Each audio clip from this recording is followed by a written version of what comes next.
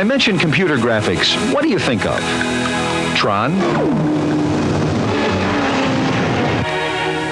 A favorite commercial? He's the working man, forging dreams with fire.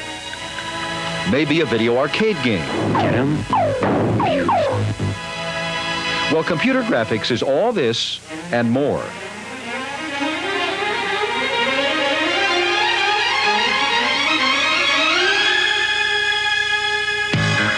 Today's computer graphics are eye-dazzling, and the technology is breaking new ground daily.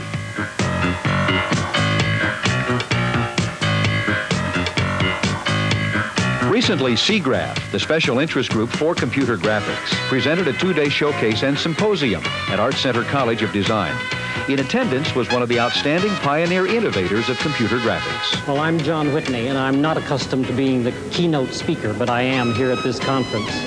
And I've tried to set a quality of optimism about all of this because I am myself optimistic. I think that my one really important interest is in visual music. In the 50s, I began to search for and try to invent by myself a fluid design generating invention of some sort. And so by kind of inadvertency, I backed into computers. Computer graphics are accused of being cold and impersonal. What do the experts say? Computer graphics is not cold and it's not impersonal. It's no more so than a pencil or a brush. The computer is the most personal tool ever conceived. If people have in the past resented the computer's hardness, they're about to discover that it has this opposite side, a freedom. Computer is just a lump of iron, basically, and it does what you tell it to. And so in some sense, it has to be personal because there's a person who's driving it. With computers, you can make images that seem absolutely real, even though they're completely synthetic. And they're trying to make pictures that seem as if they're photographs. But since they're not photographs, they can be anything. Indeed, the time may come when we can see all our favorite actors, but they won't be the real actors because they may be deceased. In fact, they'll be the simulations of the actors created by artists who paint their images and then animated by impersonation.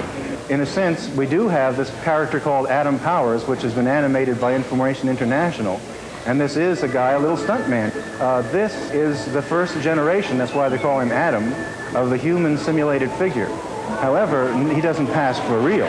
Looks pretty good, but still like a little plastic doll.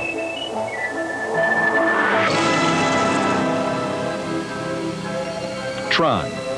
They said it will remind you of something you've never seen before. The movie lost money, yet it's considered a landmark film. Why? Tron was very successful in places where I'm not sure how many people noticed, but I've always loved special effects, and there are special effects in Tron. There are things that they did that were impossible to do. There are point-of-view shots where you're flying down a corridor, you spin out over an abyss, turn around, your lens is changing focal length, and you're in another direction you're pointing. It's all continuous, it's all smooth, and it's all real exciting. Tron's accomplishment was to use what was essentially a laboratory demonstration and turn it into a real film. There weren't any major mathematical or programming techniques used in Tron that weren't understood 5 or 6 years ago.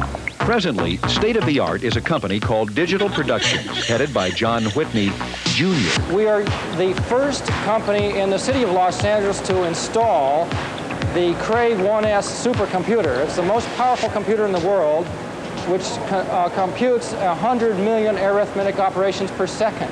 We finished several weeks ago some very exciting material for Devo's new United States tour, in which we produced digital scene simulation sequences for a number of their hits on their new album. This gave us an idea. Can you imagine what the psychedelic 60s might have looked like with today's technology?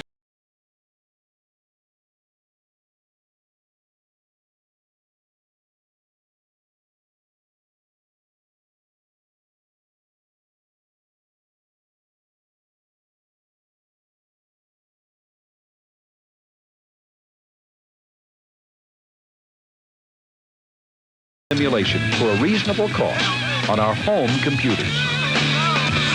You know, we can say computers make that stuff, but so far at least, there's always a human at the helm.